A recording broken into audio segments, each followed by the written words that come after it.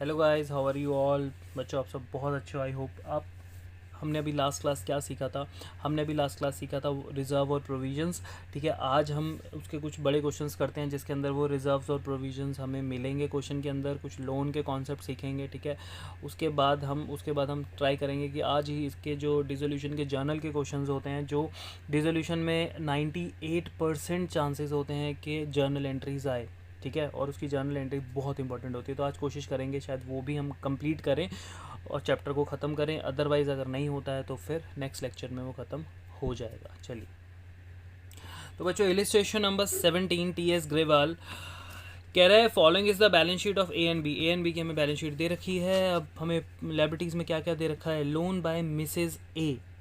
यहाँ पे बहुत बच्चे धोखा खा जाते हैं, वो ये मिसेस पढ़ना भूल जाते हैं। वो सोचते हैं ए का ही लोन है तो भैया इसको डायरेक्ट बैंक से पे करो। नहीं, पार्टनर का लोन जो होता है सिर्फ वही एक ऐसा लोन है जो हम बैंक से पे करते हैं। बाकी जितने भी लोन्स होते हैं, रिलेटिव्स के हों चाहे बाहर वाले को, चाहे बैंक के हो, जिस मर्जी का लोन हो, वो हमेशा एक्सटर्नल लायबिलिटी माना जाता है। तो वो ट्रांसफ़र भी होता है रियलाइजेशन में और पेड भी होता है पार्टनर के लोन के अलावा। तो by loan by Mrs B, loan by B.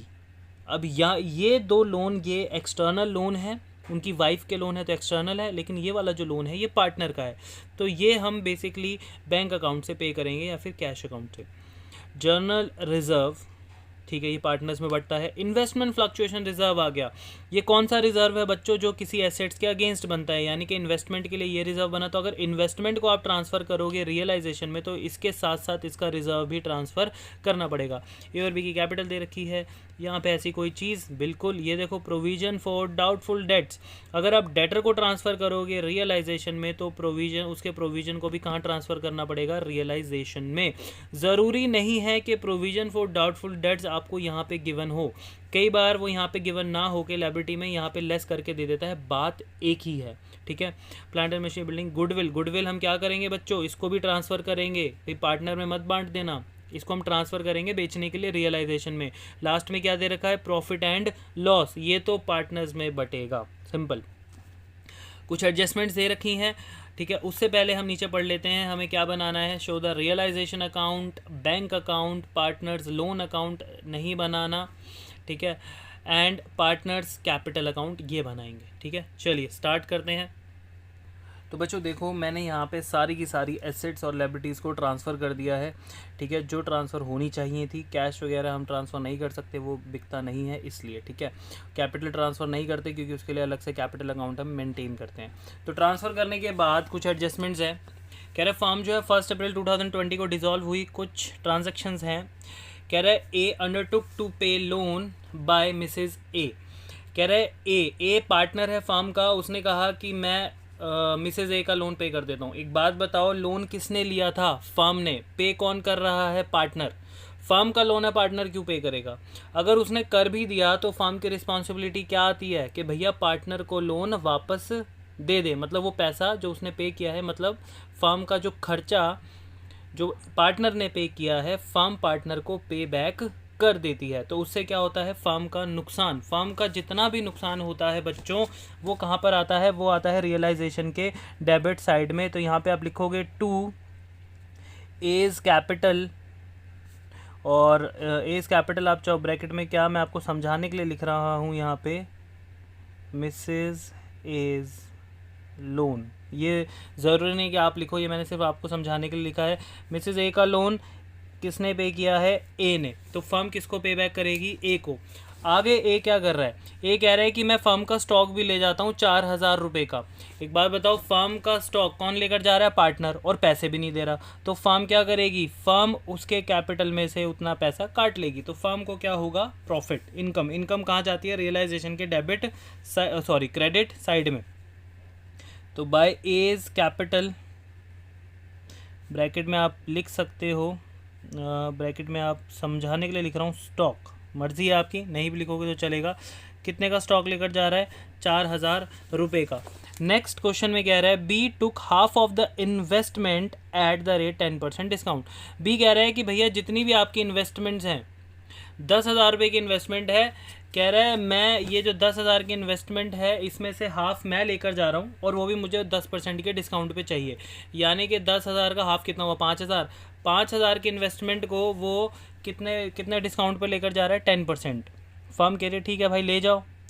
पैसे दोगे? उसने कहा नहीं। क्या फर्म ने कहा कि हम फिर आपके कैपिटल से उतना पैसा निकाल लेंगे। तो यहाँ पे फर्म की होगी income by B's capital account. Investment लेकर जा रहा है वो 5,000 की, जिस पे 10% यानी कि 500 रुपये वो और डिस्काउंट हमसे ले रहा है। यानी कि कितने में लेकर जा रहा है वो, 4,500 में इन्वेस्टमेंट लेकर जा रहा है। ठीक है, फार्म की इनकम हुई है क्योंकि उसकी इन्वेस्टमेंट बिक गई है।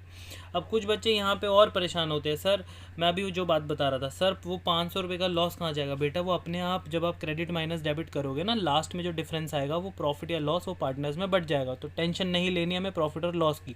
कितना पैसा आ रहा है, कितना पैसा जा रहा है, कितनी इनकम हो रही है, कितना लॉस हो रहा है, बस वो रिकॉर्ड करते जाओ। ठीक है, नेक्स्ट में कह रहा है कि डेटर्स रियलाइज्ड 19,000। डेटर हमने कितने में, डेटर ने हमें कितने रुपए दिए, 19,000। Creditors and bills payable were due after 1 month. ये बहुत इंपॉर्टेंट लाइन है, ये बाद में करेंगे। प्लांट रियलाइज्ड, प्लांट कितने में बिका, 25 में। बिल्डिंग कितने में बिकी, 40 में। गुडविल 6,000 में। और जो बची हुई इन्वेस्टमेंट थी वो 45 में बिकी। ठीक है, तो यहाँ पे जब एसेट्स हमारी बिकती है तो यहाँ पे हम क्या लिखेंगे, बाय। अब क्वेश्चन के अंदर हम एक चीज़ देखते हैं, देखो यहाँ पे ध्यान दो। क्वेश्चन के अंदर यहाँ पे कैश इन हैंड भी है और कैश एट बैंक भी है। तो कुछ बच्चे कहते हैं सर अब हम क्या लें। पहली बात तो आपको अब लेना क्या पड़ेगा, कैश एट बैंक। दोनों में से वही ज़्यादा है, वैसे आप कुछ भी ले सकते हो, लेकिन दोनों में से जो अमाउंट ज़्यादा है वो ले लेते हैं हम। कैश एट बैंक ले लेते हैं, 8,000 है क्योंकि वो। तो यहाँ पे जो भी एंट्री करेंगे बाय बैंक अकाउंट, एसेट्स बिक रही हैं। तो एसेट्स हमारी सबसे पहले डेटर 19,000 रुपये। फिर उसके बाद प्लांट हमारा कितने में बिक रहा है, 25,000 रुपये। फिर बिल्डिंग, और बिल्डिंग जो है वो 40,000 की जा रही है। और फिर जा रहा है हमारा गुडविल। गुडविल कितने में जा रही है बच्चों, गुडविल क्वेश्चन में हमें दे रखी है 6,000 की। और रिमेनिंग इन्वेस्टमेंट जो 5,000 की बच गई थी, क्योंकि 5,000 तो कौन ले गया था, बी। तो रिमेनिंग इन्वेस्टमेंट हमारी बची हुई जो 5,000 की थी वो जा रही है 4,500 में। ठीक है, अब ये तो हमने अपनी एसेट्स को बेच दिया, इतना पैसा हमें मिल गया, हमारी इनकम है, रियलाइजेशन के क्रेडिट साइड में आएगी। अब ज़रा नेक्स्ट पढ़ते हैं। नेक्स्ट में क्या कह रहे हैं कि there was an old typewriter in the firm which had been written off completely from the books. It is now estimated to realise 300 rupees. Question में साफ साफ कह रहा है कि भैया एक टाइप राइटर था जो हमने उसको राइट ऑफ कर दिया था, मतलब अब वो हमारे बुक्स ऑफ अकाउंट्स में नहीं था, हमने उसको हटा दिया था, कबाड़ हो चुका होगा, हटा दिया उन्होंने। कह रहा लेकिन हमने जब उसको मार्केट में एज अ कबाड़ बेचा तो वो कितने रुपए में बिका, 300 रुपये में बिका। 300 रुपये हमें यहाँ पे भी मिले। लेकिन it was taken by B at this estimated price. कह रहे हो ये जो 300 रुपये में जो बिका है वो किसने ख़रीदा है हमसे, बी ने ख़रीदा है। तो अब बी ने ख़रीदा है इस एस्टिमेटेड प्राइस पे, तो बी जो है वो 300 रुपये का क्या ले गया, हमारा टाइप राइटर। लेकिन उसने 300 रुपये हमें दिए नहीं। तो बी अगर 300 रुपये का टाइप राइटर लेकर जा रहा है तो भैया फार्म ने कहा ऐसा है ये तो मेरी ही एसेट है, भले ही कबाड़ है मेरे लिए लेकिन है तो फार्म की एसेट। लेकर कौन जा रहा है, बी। तो फार्म अब किससे पैसे लेगी, बी से, उसकी कैपिटल से निकाल लेगी। तो यहाँ पे आप लिखोगे बाय बीज कैपिटल, और कितना, 300 रुपये बाय बीज कैपिटल। कह रहा है उसके बाद रियलाइजेशन एक्सपेंसेस 1000। अब करते हैं ज़रा आराम से, एसेट्स का हमने सारा मामला ख़त्म कर दिया।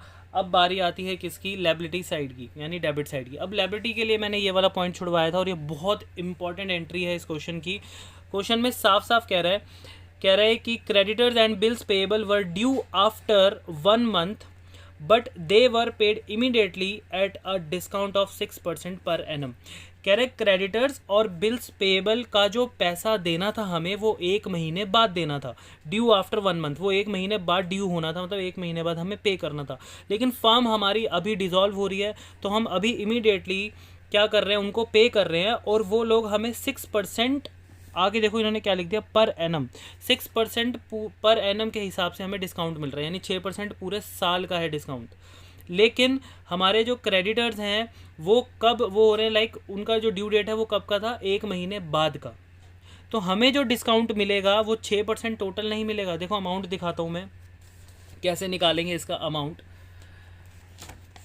यहाँ देखो, अगर हमारे क्रेडिटर्स का जो अमाउंट है, क्रेडिटर्स का वो कितना है, 30,000 रुपीज़। तो अब डिस्काउंट कैसे निकालेंगे, 30,000 है, ठीक है, 30,000 पे वो दे रहे हैं कितना परसेंट डिस्काउंट, 6% दे रहे हैं। लेकिन ये 6% पूरे साल का है, और हमारा जो ड्यू डेट है वो सिर्फ 1 महीने का है, तो हमें जो बेनिफिट मिलेगा वो सिर्फ 1 महीने का मिलेगा।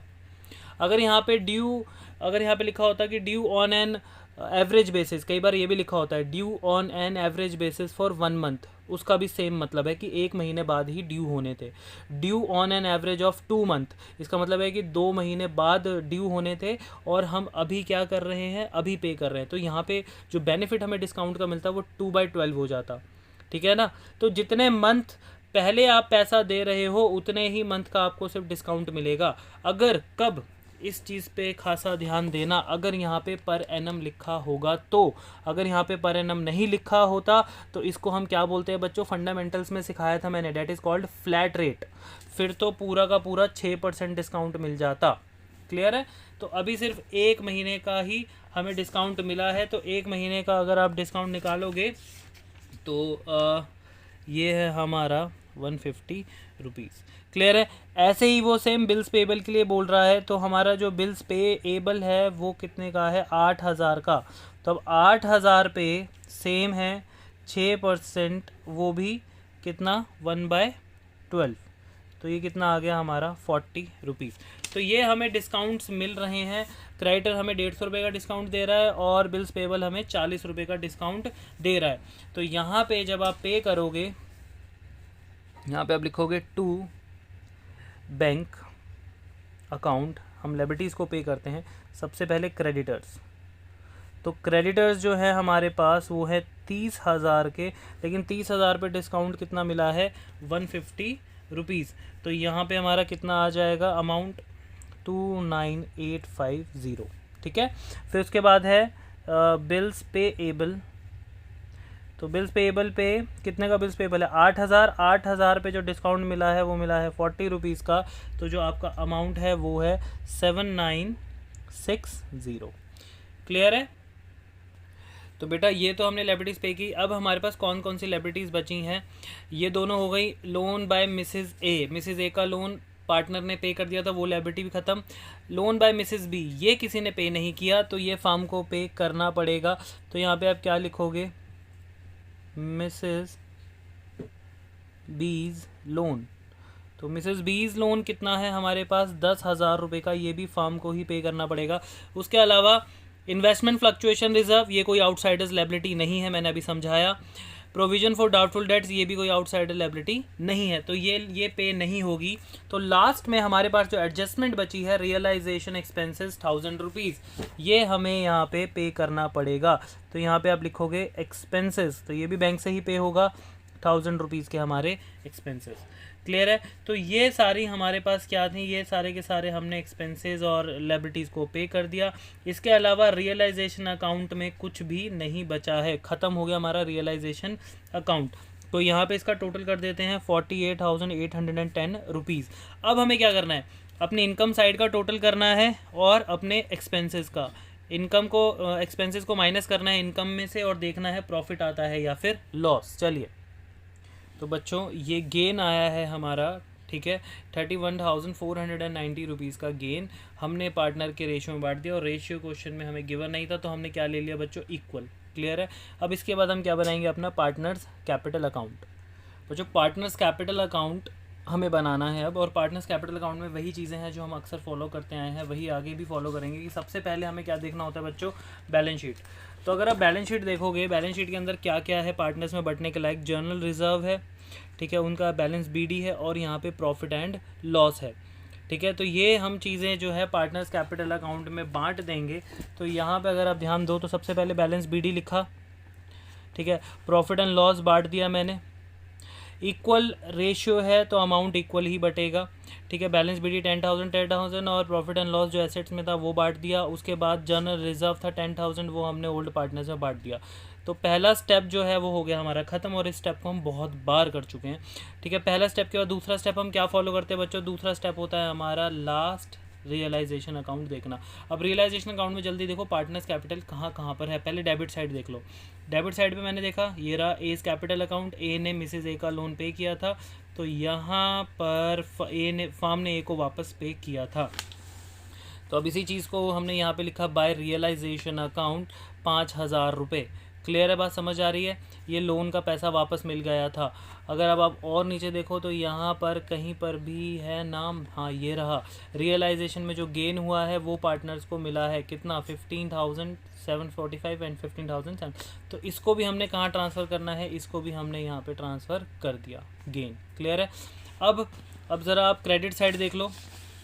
अगर आप क्रेडिट साइड देखोगे तो यहाँ पे इसके अंदर आपने देखना है कि पार्टनर्स का नाम कहाँ कहाँ पर है। तो पार्टनर का नाम पहले ये रहा, एज कैपिटल 4,000, बीज कैपिटल 4,500 और लास्ट में जाते जाते यहाँ पे एक बार फिर से बी का नाम आया 300 रुपीज़, यानी कि 3 बार।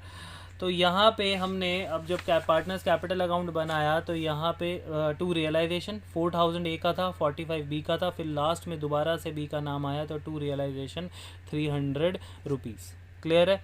फिर लास्ट में इसके अलावा और दोनों स्टेप हमारे ख़त्म हो गए, और कहीं नहीं देखना पार्टनर्स कैपिटल के लिए, बस यही 2 स्टेप फॉलो करने हैं, पहले बैलेंस शीट और दूसरा रियलाइजेशन। अब लास्ट में ये प्लस करो माइनस करो, देखो ए ने कितना पैसा लेना है या देना है, तो यहाँ पे तो फार्म से लेना ही है, तो यहाँ पे आएगा to bank, that is final payment. अब इसके बाद हम क्या बनाएंगे? इसके बाद हम बनाएंगे बैंक अकाउंट। तो बैंक अकाउंट के अंदर सबसे पहले बैलेंस शीट देखेंगे, बैलेंस शीट में उसका बैलेंस बीडी ले लेंगे, 8,000 रुपये दे रखा है। उसके बाद सिर्फ और सिर्फ रियलाइजेशन अकाउंट देखेंगे, बट इस बार इसके अंदर एक चीज़ और हुई है। क्वेश्चन में क्या हुआ है ये देखो। क्वेश्चन के अंदर हमें कैश इन हैंड और कैश एट बैंक दे रखा था। मैंने आपको हमेशा से समझाया है कि बच्चों डिसोल्यूशन के टाइम पे हम सारे के सारे अकाउंट्स जो हैं वो क्लोज़ करते हैं। तो अगर हमने यहाँ पे बैंक अकाउंट को बनाकर बैंक अकाउंट को क्लोज़ करना है तो भैया कैश अकाउंट भी हम ओपन नहीं छोड़ सकते। तो हम कैश अकाउंट बनाना तो नहीं है, बट उसे क्लोज़ करना हमें यहाँ पे सीखना पड़ेगा। कुछ नहीं करना, बैंक का जब बैलेंस बीडी लिख रहे होगे तो ये जो कैश का बैलेंस होगा ये सारा का सारा बैलेंस आपको ट्रांसफ़र करना होगा बैंक अकाउंट में। कहाँ ट्रांसफ़र करना होगा? बैंक अकाउंट में। मतलब ये मान लो कि आपने ये सारा पैसा अपने बैंक में डिपॉजिट करवा दिया, तो बैंक टू कैश इसकी जर्नल एंट्री बन गई। तो कैश हमने ख़त्म कर दिया, कहाँ पे डिपॉजिट करवा दिया? बैंक में। सर अगर हम यहाँ पे कैश अकाउंट बना रहे होते तो क्या बैंक का बैलेंस ट्रांसफ़र करते? बिल्कुल। अगर आप कैश अकाउंट बनाते तो बैंक का बैलेंस सारा का सारा कहाँ ट्रांसफ़र हो जाता? कैश अकाउंट के अंदर ट्रांसफ़र हो जाता। तो हमने जो कि किया भी यहाँ पे बाय बैलेंस बीडी तो बैंक का ही था, फिर हमने टू कैश लिख दिया, ट्रांसफ़र कर दिया कैश का सारा बैलेंस यहाँ पे 5,500 रुपीज़। अब इसके बाद जो ये पहला स्टेप है, उसके बाद जो हमें दूसरा स्टेप होता है हमारा, हम कहाँ देखते हैं बच्चों? हम देखते हैं रियलाइजेशन अकाउंट में।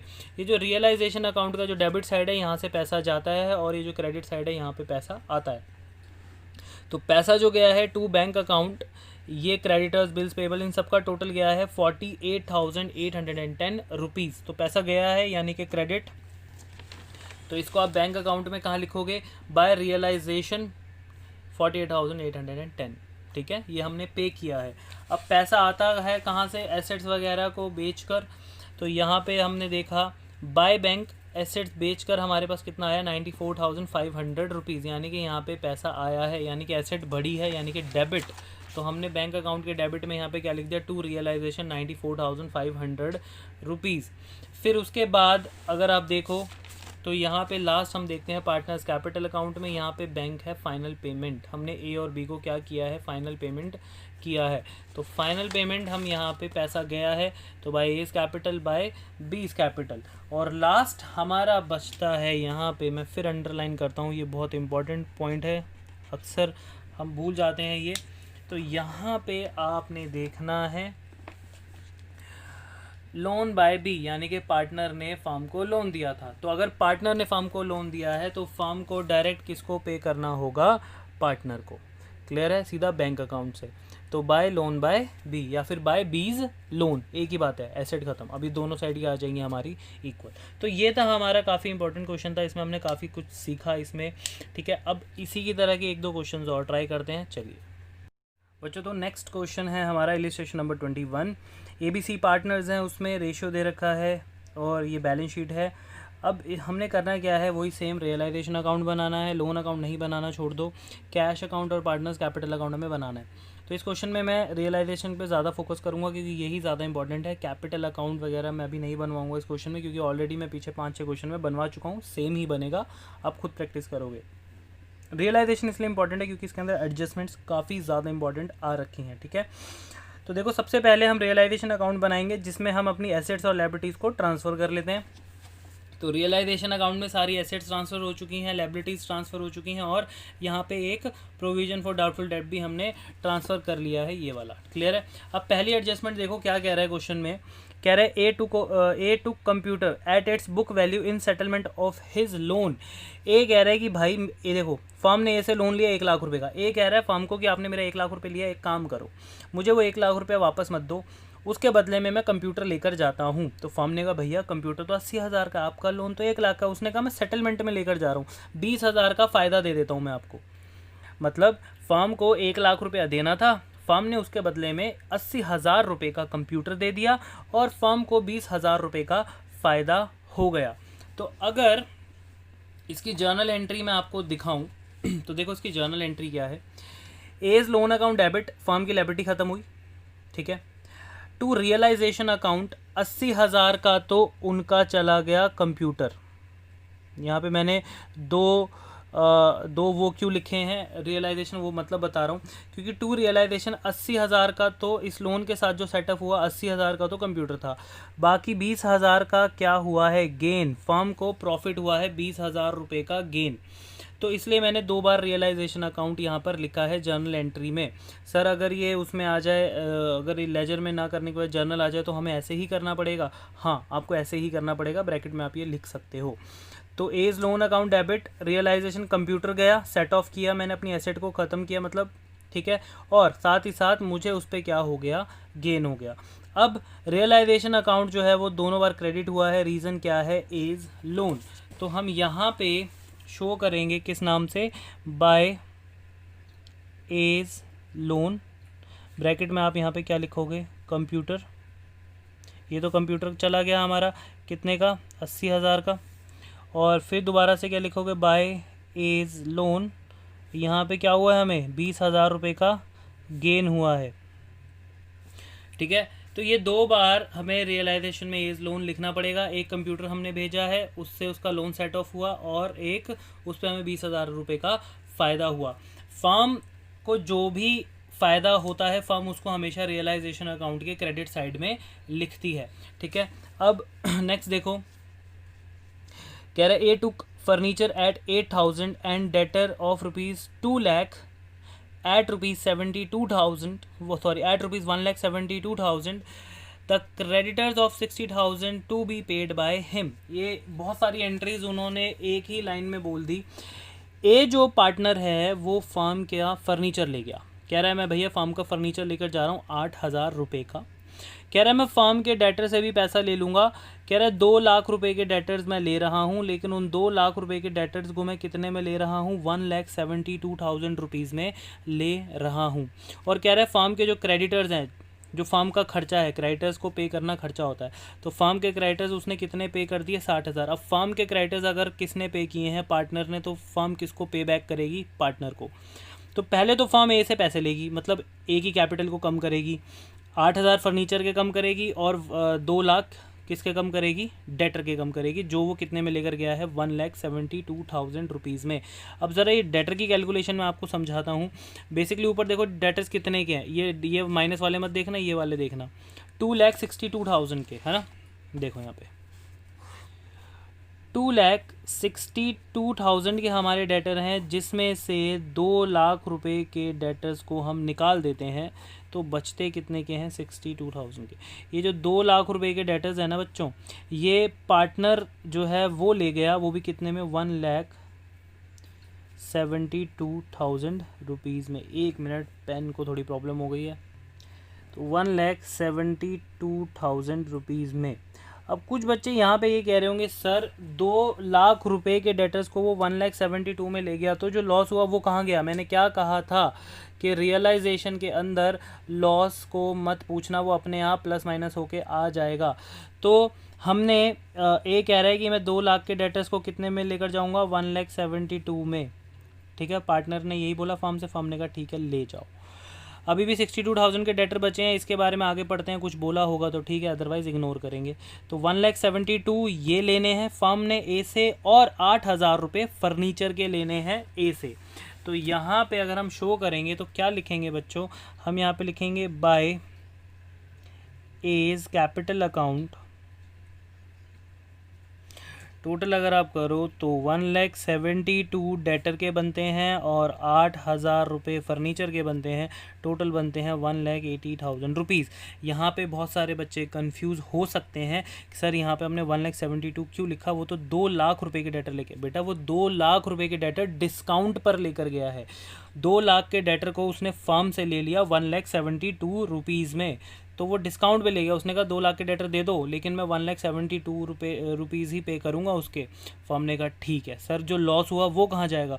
बच्चों वो अपने आप बाद में प्लस माइनस करोगे ना, देखो यहाँ पे आपने डेटर्स का पूरा अमाउंट लिखा है, जब यहाँ पे प्लस माइनस करोगे तो वो प्रॉफिट लॉस अपने आप आ जाएगा। ठीक है, उसको नहीं काउंट करना। ठीक है, अब ये तो हो गया फर्नीचर का और डेटर का। अब उसने फर्म के क्रेडिटर्स को भी पे किया है। उसने फर्म के किसको पे किया है? क्रेडिटर्स को 60,000 रुपये पे किए हैं। तो फर्म क्या करेगी? फर्म किसको पे बैक करेगी? ए को। एज, क्योंकि फर्म का खर्चा है क्रेडिटर्स को पे करना। तो एज कैपिटल अकाउंट, फर्म का लॉस हुआ, लॉस कहाँ जाता है बच्चों? डेबिट साइड पे। तो किसको दे रही है इस बार फर्म? ए को।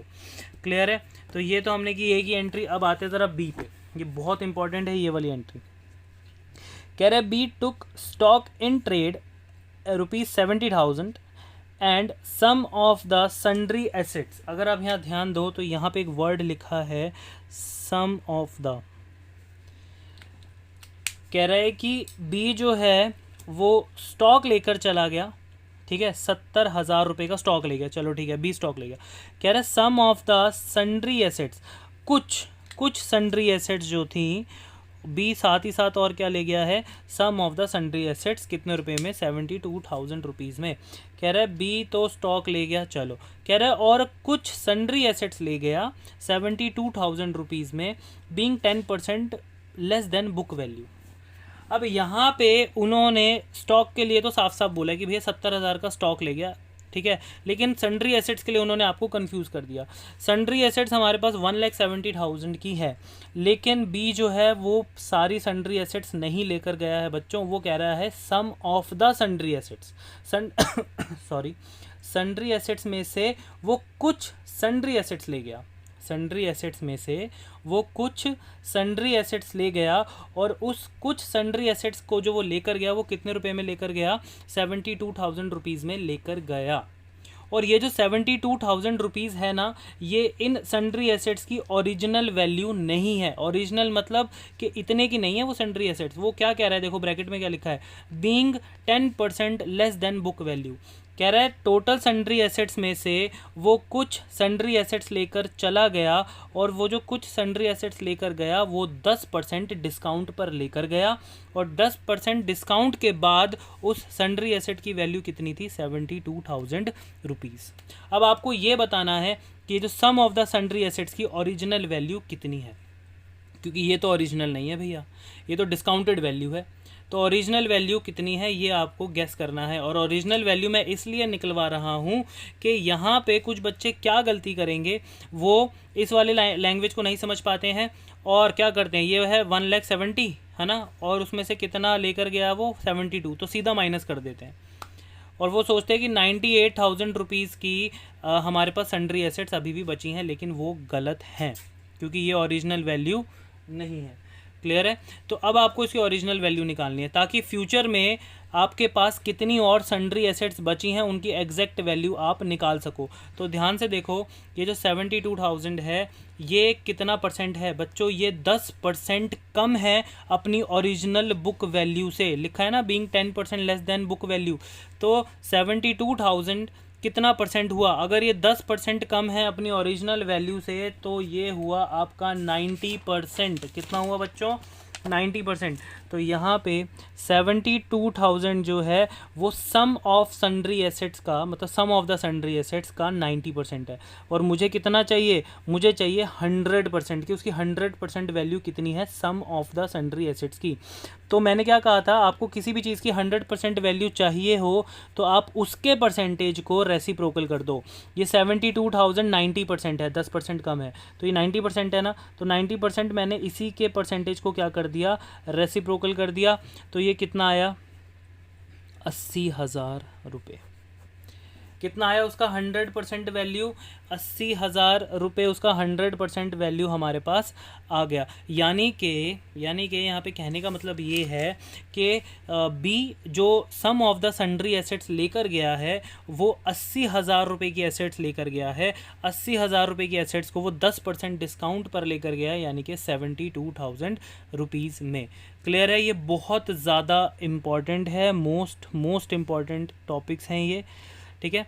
तो अब इसी को हम अगर यहाँ पे शो करें तो देखो, एसेट लेकर जा रहा है, फर्म उसके कैपिटल से पैसा निकाल लेगी क्योंकि उसने कैश नहीं दिया है, तो बाय बीज कैपिटल। स्टॉक कितने में लेकर गया? 70 प्लस 72,000 में एसेट, ठीक है। अब कुछ बच्चे यहाँ पे ये गलती ना कर दें कि वो यहाँ पे 80,000 लिख दें। बेटा नहीं, 80,000 नहीं आएगा, उसके जितने में वो लेकर गया है उतना आएगा। सर फिर आपने 80,000 क्यों निकाला? 80,000 मैंने इसलिए निकाला बच्चों कि अगर आप 80,000 नहीं निकालते और फ्यूचर में अगर आपको जो बची हुई एसेट्स हैं उसका अमाउंट निकालने पड़ गया तो आप कैसे निकालोगे? सोचो। तो 72,000 तो माइनस नहीं होगा, फिर ये गलत हो जाएगा। आपको अब कितना माइनस करना है? 80,000, इसलिए हमने निकाला है। वो आगे आपको समझ आ जाएगा। तो यहाँ पे ये कितना हुआ? ये हुआ 1,42,000 रुपीज़, ठीक है। चलिए नेक्स्ट पढ़ते हैं। नेक्स्ट में आपको समझ आ जाएगा। कह रहे हैं C took the remaining sundry assets. C भी एक पार्टनर है। सी कह रहे हैं कि भैया जितनी सन्ड्री एसेट्स बच गई मैं उसको ले जाता हूँ at 90% of the book value. मैं 90% पर लेकर जाऊँगा, यानी कि 10% वो भी डिस्काउंट मांग रहा है, ठीक है। चलो ये डिस्काउंट की बात तो बाद में करते हैं। अब जो बच्चे यहाँ पे डाउट समझ रहे थे कि सर आपने ये 80,000 क्यों निकाला, अब आपके पास टोटल सन्ड्री एसेट्स है 1,70,000 की। अगर आप ये 80,000 नहीं निकालते तो आपको कैसे पता चलता कि सी जो सन्ड्री एसेट्स लेकर जा रहा है वो कितनी बची है उसके पास? तो कुछ बच्चे यहाँ पे क्या गलती कर सकते थे, वो यहाँ पे माइनस करते 72,000, जबकि ये तो कितना परसेंट है? ये तो 90% है भाई, ये वैल्यू है 100%। तो अब जो सन्ड्री एसेट्स निकली है 1,70,000 में से, जो बी लेकर गया है वो 72 वाली नहीं लेकर गया है, वो 80,000 रुपये की एसेट को डिस्काउंट करके लेकर गया है 72 में। तो अब जो हमारे पास सन्ड्री एसेट्स बची हैं वो कितने की बची हैं? ये माइनस कर दो, वो हमारे पास बची हैं 90,000 रुपीज़ की। क्लियर है? तो अब आगे डिस्काउंट की बात करते हैं। कह रहे हैं कि भैया मैं जो सन्ड्री एसेट्स लेकर जाऊंगा वो 90% पर लेकर जाऊंगा, यानी कि 10% लेस पर लेकर जाएगा अगर वो 90 पर लेकर जाएगा। तो 90,000 की तो वैसे ही एसेट बची है। 90,000 का 10% कितना हुआ बच्चों? 9,000। तो 90,000 की एसेट को ये जो बची है ये तो सी लेकर जा रहा है, तो सी कह रहा है मैं 90,000 की एसेट को 10% लेस पर लेकर जाऊँगा, यानी कि 9,000 उसने लेस कर दिया। कह रहा है मैं लेकर जाऊँगा 81,000 में, डिस्काउंट पर लेकर जा रहा है। आगे और बढ़ते हैं। कह रहा है लेस 1,000 एज डिस्काउंट, और फर्म उसको 1,000 रुपये और डिस्काउंट दे रही है। क्वेश्चन में लिखा है कि भैया वो 90% पर तो लेकर ही जा रहा है और फर्म उसको कह रही है कि चल भाई 1,000 रुपये और हम तेरे को डिस्काउंट दे रहे हैं, यानी कि सी को सन्ड्री एसेट्स पे 1,000 रुपये और डिस्काउंट मिल रहा है। यानी कि सी जो है बची हुई सन्ड्री एसेट जो 90,000 की थी, अब उसको टोटल कितने डिस्काउंट पर? 10,000 के डिस्काउंट पर लेकर जा रहा है, वो भी कितने में? 80,000 रुपयों में। तो सी जो है अब फर्म की एसेट ले गया 80,000 रुपये में। तो फर्म पैसा किससे लेगी? फर्म पैसा लेगी सी से। तो यहाँ पे आप लिखोगे बाय सीज कैपिटल अकाउंट, ठीक है। यहाँ पे आप लिख सकते हो सन्ड्री एसेट्स और कितने में लेकर जा रहा है बच्चों को, 80,000 रुपयों में। क्लियर है। तो ये बहुत इंपॉर्टेंट हमने पढ़ा था टॉपिक। आगे और क्या बोल रहा है वो भी पढ़ लेते हैं। कह रहे हैं and assume the liability of a loan together with accrued interest 300 which was not recorded in the books. कह रहे हैं कि साथ ही साथ सी ने क्या किया कि उसने फर्म का लोन भी जो था वो पे कर दिया, liability of a loan together with accrued interest, वो भी इंटरेस्ट के साथ उसने पे कर दिया, ठीक है, वॉज नॉट रिकॉर्डेड। और वो जो इंटरेस्ट था, एक्रूड इंटरेस्ट जो इस लोन पे देना था, ये देखो यहाँ पे लिखा है ना, assume the liability of a loan together with interest, यहाँ पे एक वर्ड उन्होंने मिस कर दिया है, एंड एज्यूम टू पे आना चाहिए था यहाँ पे। तो लेकिन ये इसका मतलब यही है कि उसने ये कह दिया कि भैया ठीक है मैं आपका लोन भी पे करूँगा, ठीक है, और वो भी इंटरेस्ट के साथ। अब एक बात बताओ यार, लोन किसने लिया था, फर्म ने, पे कौन कर रहा है, पार्टनर। क्या पार्टनर की रिस्पॉन्सिबिलिटी है, नहीं, पूरे फर्म की रिस्पॉन्सिबिलिटी है। तो अब पार्टनर ने फर्म के बिहाफ पे लोन को पे किया, तो अब फर्म किसको पे बैक कर देगी बच्चों, पार्टनर को। तो अब सी को फर्म ने कितने रुपए देने हैं, 15,000 रुपये तो देने हैं लोन के, और 300 रुपये जो एक्रूड इंटरेस्ट जो बुक्स में शो नहीं किया था, 300 रुपये अब उसके भी टोटल पे करने हैं। यानी कि फर्म ने सी को टोटल पे करना है 15,300 रुपीज़। तो यहाँ पे फर्म को होगा नुकसान, इसकी वजह से to C's capital account 15,000 loan के प्लस 300 रुपये इंटरेस्ट के, तो टोटल आ जाएंगे 15,300 रुपीज़। क्लियर है बात। तो यहाँ पे अब नेक्स्ट पढ़ते हैं। कह रहा है द एक्सपेंसेस ऑफ डिसोल्यूशन वर, कितना है 2700, डिसोल्यूशन के एक्सपेंसेस दे रखे हैं। और कह रहे हैं the remaining debtors, remaining debtors आपको पता होंगे कितने बचे थे हमारे पास, were sold to a debt collecting agency for 50% of the book value. कह रहे हैं हमारे जो बचे हुए डेटर्स थे, मैं आपको दिखा देता हूँ कितने बचे हुए हैं। ये बचे हुए थे 62,000, क्योंकि 2 लाख के तो पार्टनर ले गया था 1,72,000 में। कह रहे हैं ये जो 62,000 के डेटर्स बचे हैं, हमने एक डेट कलेक्शन एजेंसी को दे दिया।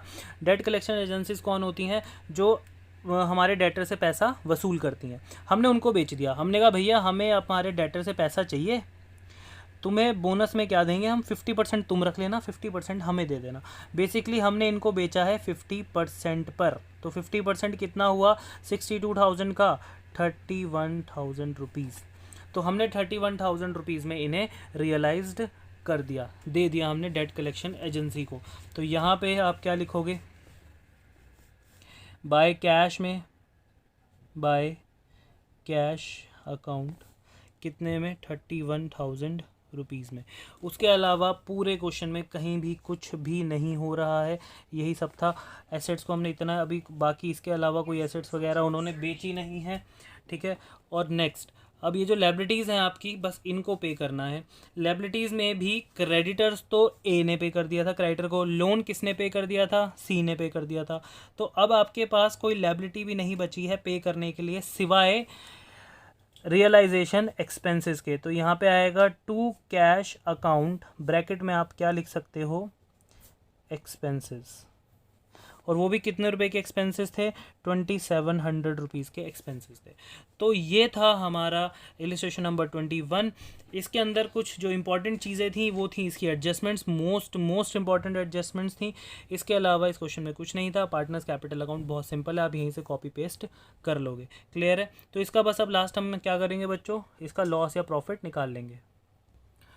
तो बच्चों लॉस हुआ है, इसमें लॉस हमने बांट दिया पार्टनर्स के रेशियो में, जो क्वेश्चन में गिवन था 311।